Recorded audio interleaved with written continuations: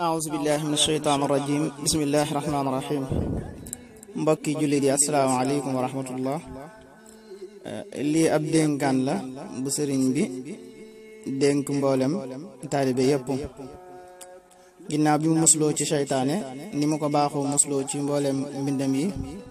li ëpp ci mbindam yi julli ci Yonent bi sallallahu taala alayhi wa sallam ñaan na ne lii muy bëgg a dénkaane nekk lu barkeel mu tàmbalee wax ne maa ngi leen di dénk yéen ñi aju ci man ngir jëmmi yàlla sunu borom subhanahu wa taala maa ngi leen di dénk ngeen di sàkku xam-xam buy taxa def lu baax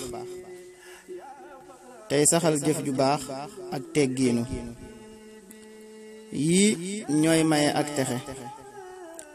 bu leen ànd ak kenn ku dul ku leen di jëmale ci yii dee leen moytu lu xaraam ak lu ñu sib ak lu lënt képp kuy def lu xaraam wala lu ñu sib wala lu lënt faw muy gis lu ko neexul li fekk bàyyiwu ko dee leen takkook lu dagan tey moytu lépp luy waral ñaawteef dee leen tuub itam bàkkaar yépp képp ku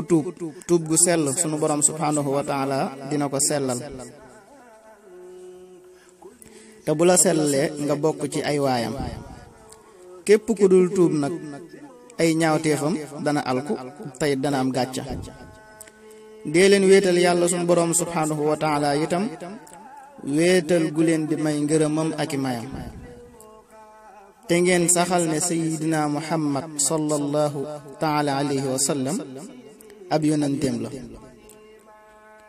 na ngeen bàyyi xel itam ne ku dul bokkaale yàlla sunu borom subhanahu wa taala ak dara dana am ngërëmam ak i mayam te kenn kuy bokkaale du jëm ci moom képp ku sopp yonente bi sallallahu taala alayhi wa sallam nag sopp gu wér dana am la mu bëgg lépp ci daraja yonente bi sallallahu taala alayhi wa sallam dee leen toog ak ku leen di tegtal yàlla bu ngeen ko amee ndax toog ak ku mel noonu ngëneelul yàlla la sunu borom subhanahu wa taala moo koy jox ku ko neex bu leen toog ak ku leen di tegtal lu dul yàlla te moo di ki leen di tegtal bànneexam yàlla na nu yàlla sunu borom subhanahu wa taala musal ci loolu la hawla wala quwwata illa billahi al ali al azim kon noonu la sëñ bi tëjee dénkaan boobu ñaan sunu borom may ñu ak dégg ak topp